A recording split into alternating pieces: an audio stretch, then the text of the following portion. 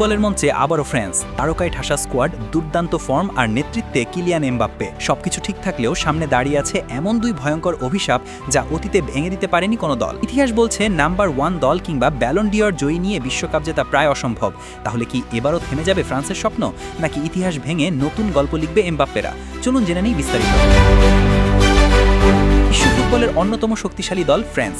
2018 সালে বিশ্বকাপ জয়, 2022 সালে ফাইনাল, সব মিলিয়ে ধারাবাহিক পারফরমেন্সে তারা এখন বিশ্বের সেরা দলগুলোর একটি। 2026 বিশ্বকাপেও শিরোপার অন্যতম দাবিদার এই ফ্রান্স।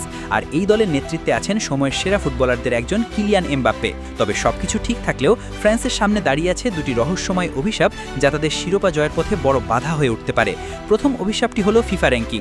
বর্তমানে বিশ্বের 1 নম্বর দল হিসেবে বিশ্বকাপে যাচ্ছে ফ্রান্স। কাগজে কলমে এটা তাদের জন্য বিশাল আত্মবিশ্বাসের জায়গা হলেও ইতিহাস বলছে ভিন্ন কথা।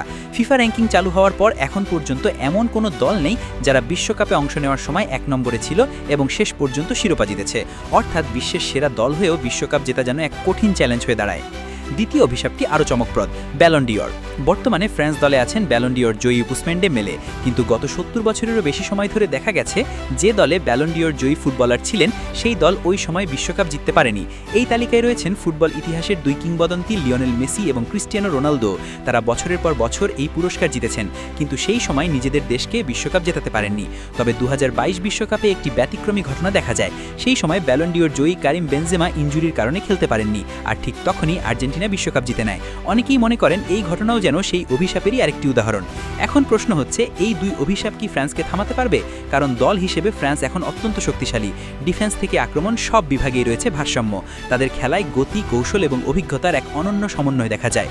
কোচ ডিডিয়ে ডেশাম্পসের জন্য সবচেয়ে বড় চ্যালেঞ্জ হবে এই মানসিক চাপ সামলানো এবং দলকে ফোকাস ধরে রাখতে সাহায্য করা। কারণ পরিসংখ্যান যতই নেতিবাচক হোক, ফুটবল মাঠে শেষ কথা বলে পারফরমেন্সই। বিশ্বকাপ শুরু হতে আর খুব বেশি সময় নেই। এখন পুরো ফুটবল বিশ্বের চোখ ফ্রান্সের দিকে। তারা কি ইতিহাস বদলাবে, নাকি আবারও সেই অভিশাপের কাছে হার মানবে?